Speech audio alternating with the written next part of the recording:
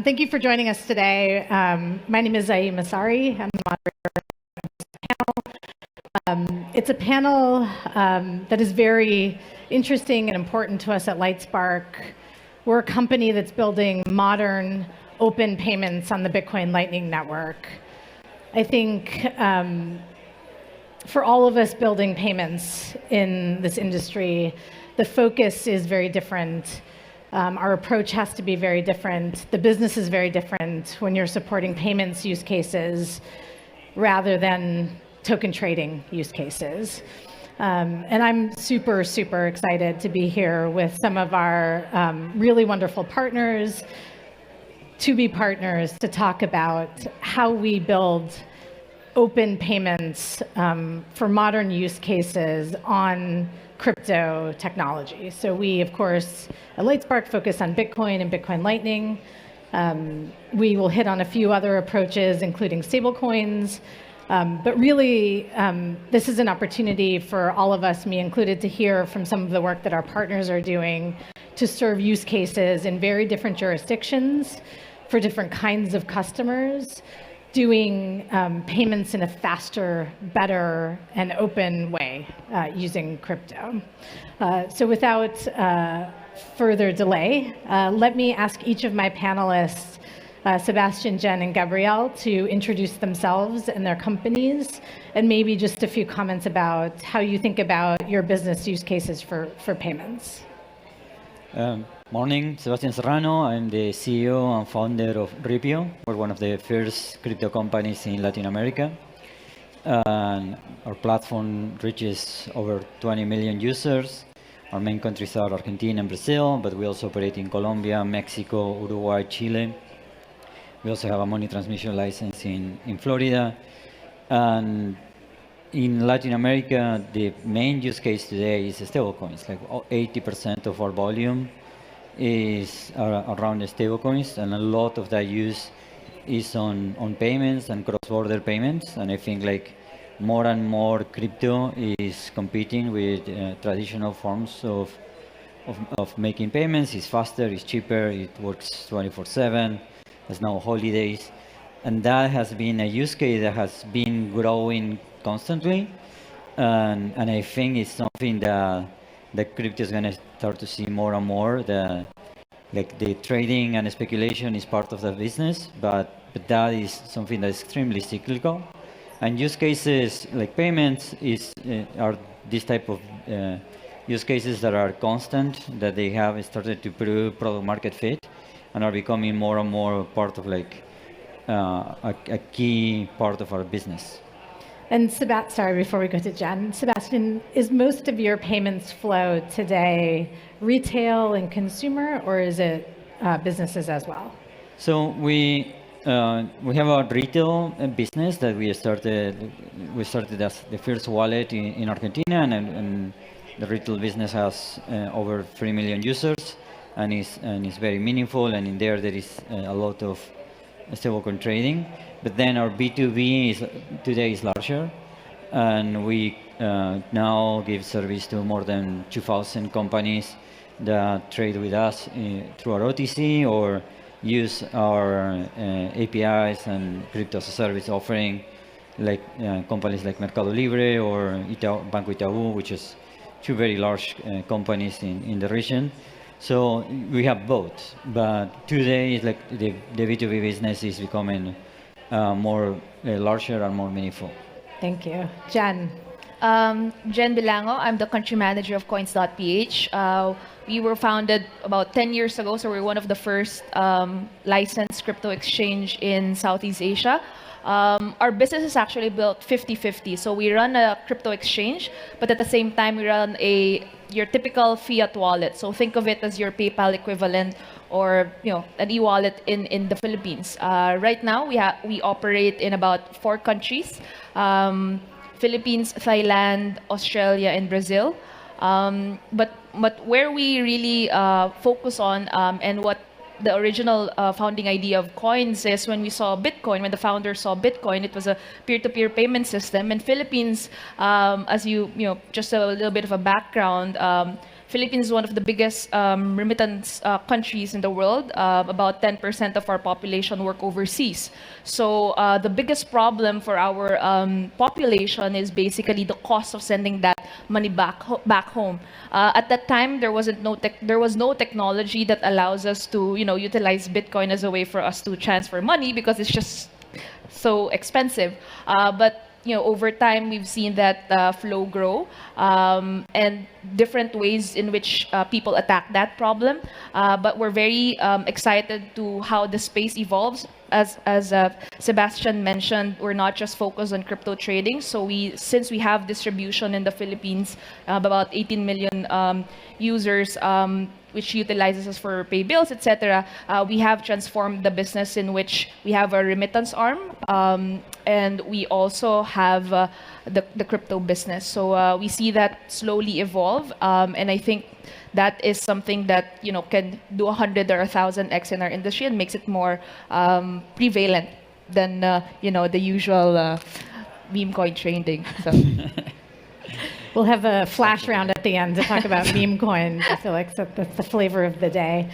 Gabrielle, would love to hear your perspective in Europe. Yeah, sure. And thanks for having us, Jay. I'm Gabriele. I'm the co-founder and CEO of Hercle. Hercle started as a market maker and liquidity provider mainly for institutions, so as a OTC electronic trading platform, right? At some point, we were getting a bit frustrated with the use case we were facilitating, and we realized that the biggest use case in crypto, the stuff that has product market fit, is especially cross-border payments. So we decided to double bet on cross-border payment. We are facilitating billions of volume right now. We're acting as a sort of digital correspondent in Europe. And so you can have great pricing when it comes to on-ramp and off-ramp, since we come from that background. But then you can have you can facilitate third-party payments, both out or in collection, right? We don't do we don't act as a player with we don't trade with retails. We just act as an infrastructure player for fintech that do remittances, or we go to work with corporates, especially commodity traders. Those are the players that face some issues, and they are really time sensitive when it comes to cross-border payments, because they can only trade with emerging markets, and when you are trading commodities, you are really exactly time sensitive, because if the payment is not arriving in time and is not deterministic, you're gonna, as a buyer of commodity, you're gonna face immense cost in terms of hedging. You're going to pay the ship in the port because the ship is not leaving the port, and etc. Right? And so the finality and the latency of the payment is something really important. We see that as a foundation layer of this global trade, because we believe on top of that, thanks to programmability of, let's say, blockchains as settlement layer we're working on, you can start developing some trade finance solutions that can facilitate much better use cases. Thank you. I think what's interesting about each of our panelists and what they explained is very different regions, also very different use cases, whether it's supporting remittance payments, business payments in LATAM, commodities, trading-related payments in the EU. But still, it seems like you all have identified a particular opportunity to improve the existing payment rails. And this is a topic that we at Lightspark think about all the time. I think one aspect of the payment rails that is close to the technologist's heart are the actual blockchains, the programmability of those chains, how they work, why they're trustless.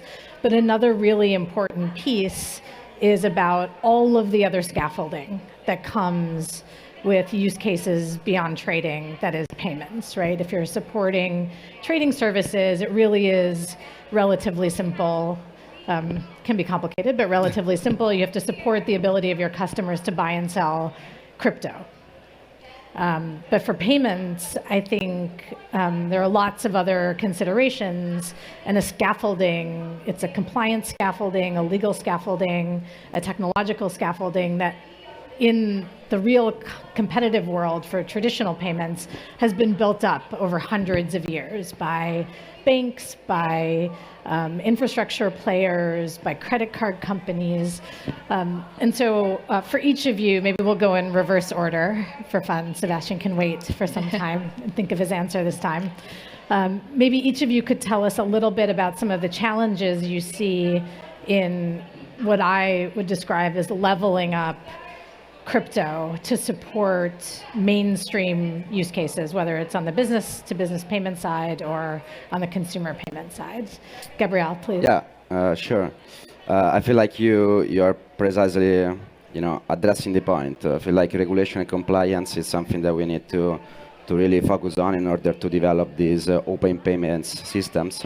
So on the regulation side, it's not sufficient to have a VASP license. For example, in Europe, you need to have the MiCA license, right?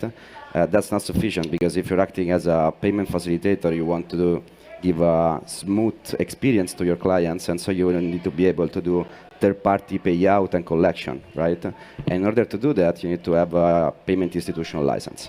And so that's a bit even more difficult than traditional MiCA license. On the other side, when it comes to compliance and anti-money laundering, that's key as well, right? So you have travel rules, which is not that easy to implement. It can, comes with a certain type of technology burden, and you need to manage that.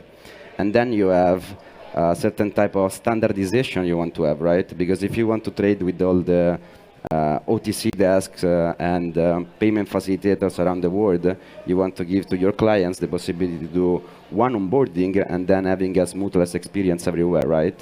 But everyone has its own AML policy, and everyone needs to know who's the sender of a payment, right? So what we're trying to do is standardizing the compliance, and every counterparty we face is going to share the documentation in line with the terms and conditions, for sure, that the client submit. And so you can have this sort of circuit with standardized compliance that helps the client to have a smooth payment experience everywhere in the globe, right? And on the last point, again, which is about, it's half regulation and half compliance, especially on the commodity trading side. When you are a player acting in the global trade, you have some sort of taxes when you go to the, the borders and etc. You want to get a refund of the VAT. But in order to get this refund, you want to have, you're going to have the, the purchase agreement, the invoice, and then you need the payment invoice. It needs to match, to reconcile with the documents you have it, right? And in order to have that, you need to have the sender name in the payment invoice and the receiver name in the payment invoice. And if there are a lot of intermediaries, such as OTC desks, etc., you may have issues in having directed that. So even working on that side, on the compliance side, is key. That's the way we are seeing this.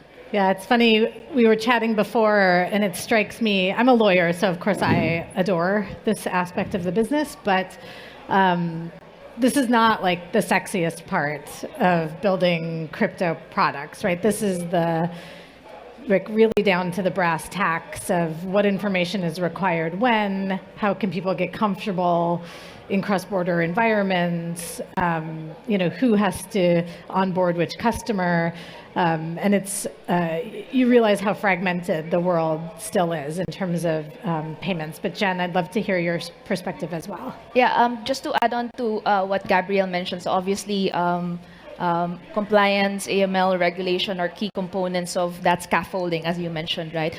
Payments is actually somewhat electricity for businesses, right? For anyone who participates. If it's not there, it just works. We don't know how it works, but when it doesn't work, it's really frustrating. Everything in the lifeblood of what we do really makes it frustrating. So not just on the AML and regulation, which incentivizes more people to join, because once there's clarity, you can get more institutional adoption join. But beyond that, and to add to what he mentioned, there's also the exchange portion, right? So not only are you transferring money, we have multiple currencies in multiple countries, so therefore you need to make sure that the FX rate is, the liquidity is there to absorb the to absorb the transfers and at the same time make it seamless and make it more competitive than what traditional FX markets are.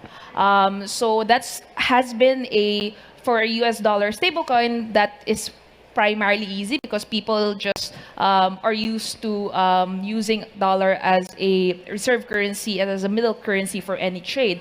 But for third currencies, for example, in Southeast Asia, there's a lot of trade going on in different countries, but we always, there's always dollar in the middle, right? And if you remove that, and if you really want it as seamless between different countries, then that becomes a problem, right? Because now you see 1 or 2%, and most of the players would say, "How are you different from my usual, FX arm?" Right. So I think that's the another portion wherein I think stablecoin to some extent will solve, but not entirely, right? And that's I think what Lightspark is quite interesting in terms of addressing, because Bitcoin is just something that is highly tradable in different countries, and it's addressed by exchanges like us. And lastly, to the point of people who are, FX is a big portion of it. And lastly, people who are able to participate in it, right? So how easy it is, user-friendly it is. If you tell even a treasurer of a company and say, remember 20 digits, random digits, and this is what you'll send to the wallet address. And most of these guys are probably like 20, 30 years in the business, so they're probably 50 years old, 60 years old. It's just so difficult for them to...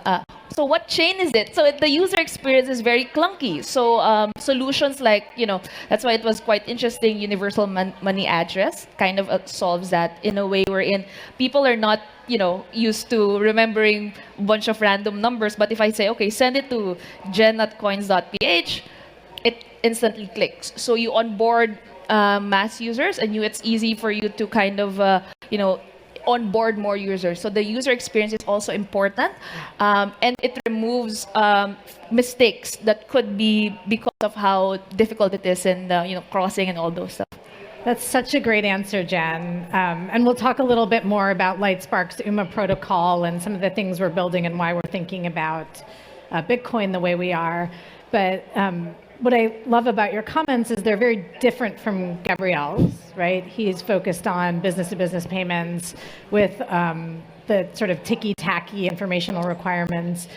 You, as starting as a crypto exchange, servicing retail customers and their payments experience, have to think really deeply about UI, UX. How hard is this going to be for customers? And then as you move away from the crypto exchange piece, trying to get to a user experience that is like a very modern payments experience today. And those two things can be quite different. We're all used to copying, pasting our blockchain addresses into our unhosted wallets. Like, I get it, but that's not gonna fly for mainstream payments use cases. Sebastian, I'd love to hear your perspective if you have to add to that. Yes, I think something that is also going to start to happen is all the points are also great before.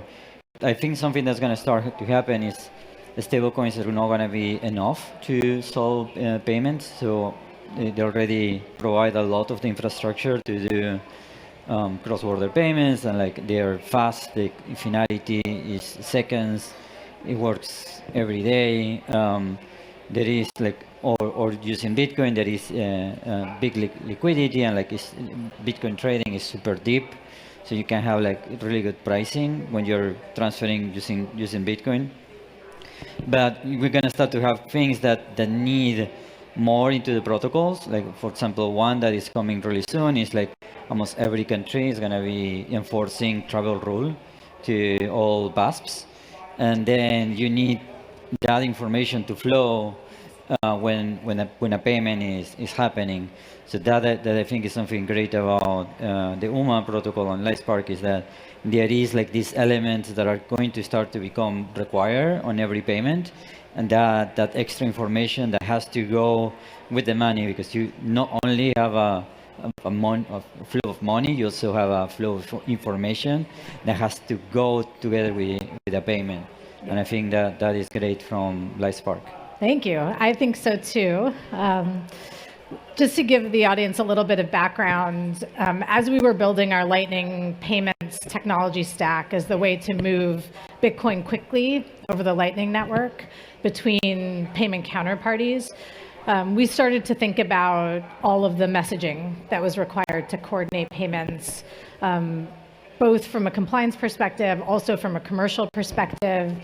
And we built the UMA protocol. It's an open source protocol. Anyone can use it to facilitate the full range of messaging that's going to be required for all payments. Sebastian, to your point, the travel rule is coming online.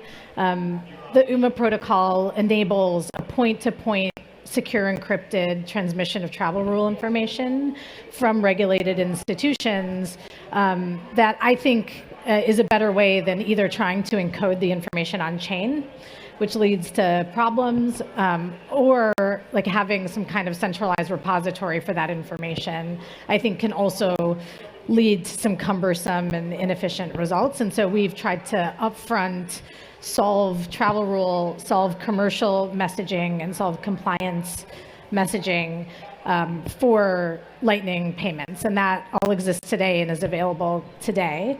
I think also another really important point is the sort of complementarity of stablecoins and Bitcoin for payments. Ours is a Bitcoin system. Stablecoins are great. I'm a longtime stablecoin aficionado myself. But I think Bitcoin can serve a use case that's quite different than stablecoins because it doesn't have to be fiat denominated. So with that very long preamble, I think it would be really great, Sebastian and Jen, to hear from you in particular about how you've seen the Lightning solution and the UMA solution sort of work in the wild for your business and for your customers. Sebastian, maybe I'll start with you. Yeah, more and more we're seeing like more Lightning network payments. This is something that is still growing from slow numbers, but it's growing exponentially. Most users right now, the Bitcoin transactions have become expensive for most of our users for the amounts that they're transferring. So they're moving into Lightning Network. I think like UMA also solves a lot of the UI and UX for the user, is a lot more memorable, and that is growing every month and every day, and I think it's gonna become like something a lot more common. I also think like there is a lot of innovation on top of Bitcoin lately, and that there is a resurgence of innovation on top of the Bitcoin blockchain. And so I think we're gonna see a lot more use cases that purely native Bitcoin transfers on top of Lightning and on top of the Bitcoin blockchain. I think like in the following years we're also gonna see DeFi, and like we're gonna see a lot more applications and use cases built on top of Bitcoin that I think is gonna integrate with these systems. I think they're gonna evolve. And one thing that I do think about that Bitcoin has as an advantage to stablecoins or any other cryptocurrency is that the liquidity is deeper. Like the deepest liquidity is for Bitcoin, and also it's the most secure network. It's the network that has it's the oldest, and it has the most energy behind it. So like I think like that's gonna be like something that is gonna make it like extremely relevant. Excellent.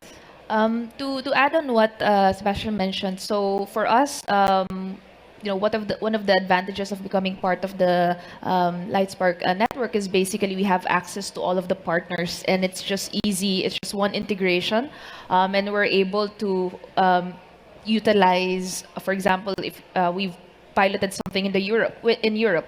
So they were looking at an off-ramp partner in the Philippines, and basically they work with us. So we mimic mainly the flows that we have right now. Mimic mainly the flows to the Philippines, which is small retail users, which historically they are the ones not. The banks are not willing to serve because it's small in number, but it's volume, a lot of transactions. So the fees are high, etc. But what we have, I think it's cheaper, it's faster, it gets credited right away. And some, if they prefer to receive their payments in fiat, that's something that we're able to facilitate. So there's an option. You just use Bitcoin as a settlement layer, utilizing the DEP, etc. So that's what we're seeing right now. We see some invoice payments as well. So we have integrated that on our stack as well for payments. So that's actually pretty cool, because we talked to a lot of chains who are saying they're I'm gonna name names, but they're big on payments, but that functionality is something that we haven't seen yet. And to what I mentioned earlier is the universal money address. Like, it solves a lot of the issues on, okay, what's your blockchain address? Do I send a test transaction first, right? So it removes all that friction, and once you remove that friction, that makes it more palatable for users to start and try it out. Those are really interesting comments that go really deep into payments. I think one thread that's been running through our conversation are some of the advantages that Bitcoin might have in terms of liquidity. I think there is good stablecoin, US dollar stablecoin liquidity in some places, but not all places. And Gabrielle, I know you have been thinking a lot about Bitcoin liquidity and how that ties into payments. It would be great to hear how you and Hercle are thinking about that. Yeah, sure. As I was mentioning, we do mostly B2B, so the size of the trades are pretty relevant, right? And that's why liquidity it becomes really, really relevant, and the client is really sensible to the execution price, right? And so if you think about that, you're going to realize that sometimes finding the right amount of USDT is kind of complex. In fact, you want to do these, let's say, these trades in countries that maybe are emerging markets, or they can have capital controls, right? And therefore, finding USDT or USDC liquidity is not that easy. Second of all, what we are seeing is that there is a lot of momentum around these stablecoins, but at the end, when someone is buying a USDC or USDT, is buying actually treasury bills, right? And so there are some countries that are saying, okay, eventually I can issue my own stablecoin, even private companies, and I'm gonna put my own bond, my own treasury, inside of these stablecoins. And this is happening. I mean, 2 days ago, we read the news about Standard Chartered helping issuing the Hong Kong dollar stablecoin, right? But this is gonna, in our opinion, this is gonna result in dispersion between stablecoins and liquidity, right? And so you're gonna have more friction and more execution and trading cost. Whereas Bitcoin is neutral. It doesn't have any issue. You're going to find Bitcoin everywhere, and countries don't have any particular counterparty risk or issue with BTC. On the other side, in the emerging markets, you have quite a lot of miners, because it's common. I mean, it's not deterministic, but often the energy is cheaper in these emerging markets, right? Yeah. So you have these miners, and miners commonly are sellers. They they are liquidity provider of BTC, right? They have dollar fiat denominated cost to pay salaries, machines, all the infrastructure, but they produce BTC and they want to sell that, right? And so I feel like at the end, there could be an angle where BTC can become the last settlement asset between in the global trade between all the countries. So that's the way we are seeing it. I love that vision. I think it's very much in line with ours, including all of our experiences at Lightspark, having tried to build stablecoins globally. I think there are a bunch of challenges that still need to be addressed, including like stablecoins all have to be fungible with each other for this to work. And I think just from the lawyer's perspective, there's a lot of work before that can really, where the user doesn't care whether they're holding USDC, USDT, or Standard Charter's Hong Kong-based dollar stablecoin. I think there's a lot of lawyer work to do on that front. We are almost entirely out of time, but I'm going to spring a flash round on you guys. Would love to hear, just in 1 or 2 sentences, what you're most excited about for your business, for payments, for Lightning in the next year or so. I think we are entering, I hope we're entering an era of productivity into crypto, like less flashy things, hopefully less meme coins, and more use cases. And I think like payments is clearly something that has a lot of like it has real product market fit and is constantly growing. And I'm excited about that. I hope to see that all payments are settled on chain. And I'm excited because two main themes are coming along quite well, AI and blockchain. So basically, Internet of Money, and if you have AI agents doing some, work, etc., and then you need to do some validity that it had made its work, then you get the payment via stablecoin and it's instant, right? So I think those two thematically would do really well, and I hope whenever we visit it 10 years from now, all of our payments is just via on-chain. I'm actually excited about this flight to quality situation where people start looking into BTC a lot. There are, as Sebastian was mentioning, there are massive investment on layer 2 and etc. So I feel like we're going to use more and more BTC as the ultimate settlement layer, and then we're going to have more adoption on Lightning that can result also in a Bitcoin yield, native Bitcoin yield, which is something that everyone is trying to get. And DeFi on BTC and etc., where you can trade with each other and pay with each other without this counterparty risk that always has been there, right? So I'm actually super excited about that. I was waiting for that for years, and I feel like it's finally getting there. Right? Well, thank you so much, each of you, for joining. This was really a fun session for me. I learned a lot as well. And we'll come back next year and see if any of these things have come to fruition. Thank you all for attending. Thanks.